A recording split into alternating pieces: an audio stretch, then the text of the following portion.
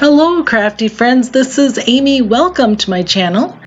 This is a cute little piece that I got from my friend Amy Stewart. She is one of my subscribers and one of my friends. She also sent this along and asked me if I would be able to redo them. I am going to be redoing this one today, and it's a real simple way to redo your decor that you're tired of or that you've gotten pretty cheap. And so I'm just giving it a little sanding and I'm going to clean that up and put some Waverly white chalk paint on there and just allow that to dry. And I noticed that it had some natural cut lines in there, and I kind of wanted to emphasize those. And so you'll see in the video I will be using a marker to kind of highlight those. I do have some of these cute little stamps on my website, the Etsy site, and I'm just going to show you. It's recommended that you trim it along the image. That way you're not getting that extra marking if you were to stamp it in the ink. So apply this down to your clear block and put some stays on it. And I'm really diligent about making sure it's very much inked up. And then when you place it down, don't do it quickly. Take your time, press it down in place, and make sure you got all the parts that are inked up, that they are getting pressed down onto your wood. And before I'm going to be inking that up, I wanted to distress it a little more after I put those lines in there. And so just put in a little bit of ink color, take off most of your paint, and just apply it as you wish. And it looks like I even got a little gray in there. What speaks farmhouse than gray? That always does. It looks so nice and kind of looks like planks now. So this is called Jet Black Stays On, and I bought this a long time ago. I think you can get them at Michael's and some of those fun stores. And the thing is you'll want to clean that up with something that's designed to clean that off of your stamps.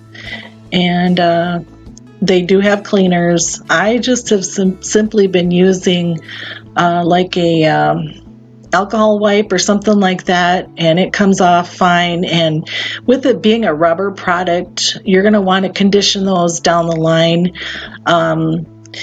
Sometimes I've used baby wipes.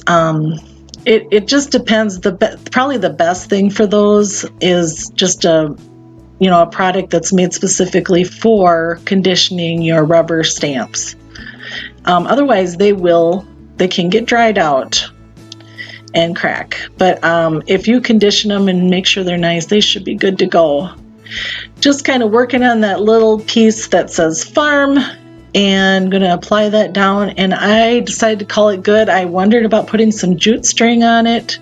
I wasn't sure where, but sometimes, with farmhouse, a little bit is plenty. You don't need a lot. So I just went with it.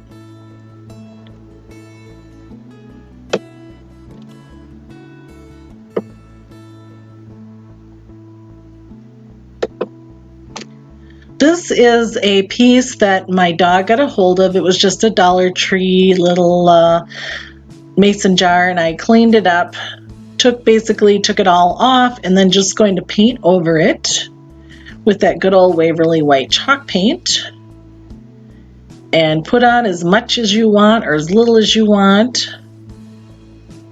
And then I've got some metallic color, kind of an acrylic where it's silver, and I decided to use that. And I believe later in the video I did put a little gray. You could use some steel gray, something to kind of dull it down.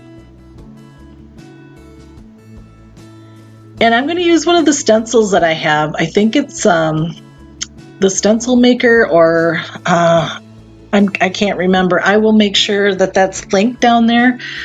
Nice quality stencils, and I got a few of them at a time. So I've already got a jar, so I'm not going to stencil the jar, just the inside part. And this is just using an old stencil brush. Make sure that your paint is almost completely off, use a circular motion and it will work out like a charm. And then peel that off. There's just a little bit of red on the edges, and just touch those up with your white paint.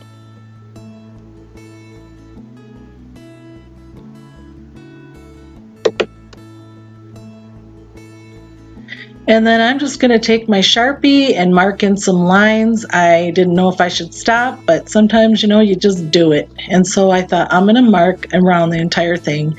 It gives it a little bit of a, I don't know, a little character.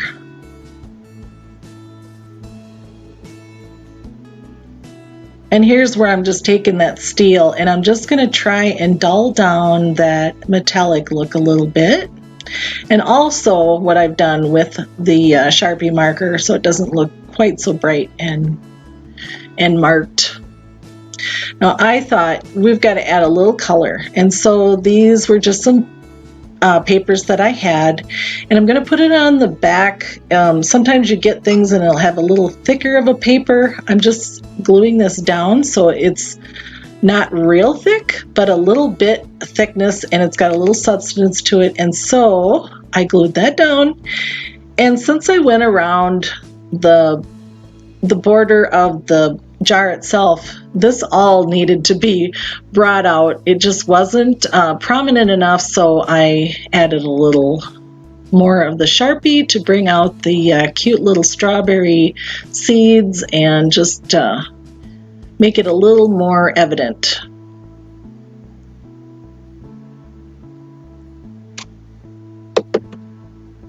Now you'll cut that out, and before we place those down, I did a cute little bow. This is some, it might be Dollar General by looking at that tag on there. And I'm pretty sure I bought that at Christmas time. It's kind of fun where you can use those pieces whenever, you know, you can use them for a lot of things. And then just putting a couple of pop dots on the back, and it is good to go. I put it behind that green because I thought that looks so pretty. It just makes it all kind of pop out. It's kind of the matching to that strawberry paper. This was my favorite for today. I loved how it turned out, and I hope you enjoy this one too.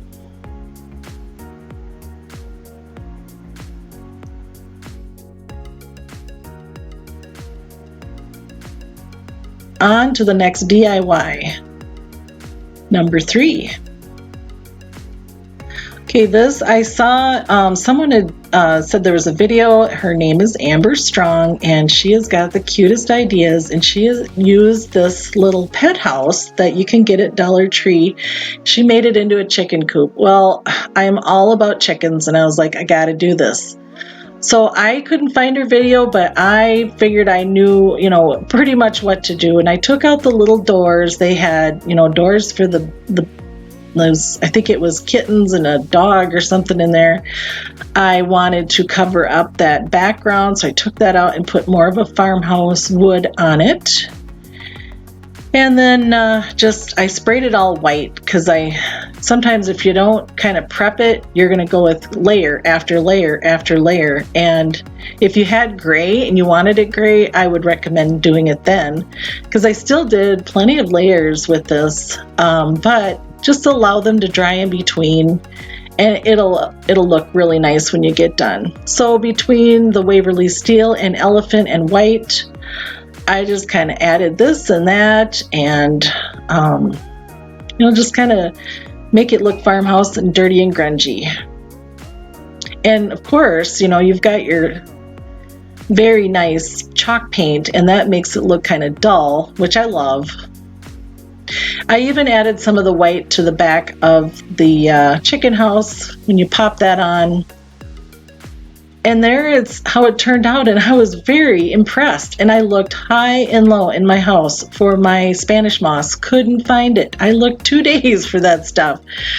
Finally, I found this little bag of goodies, or whatever you want to call it. I put those in there.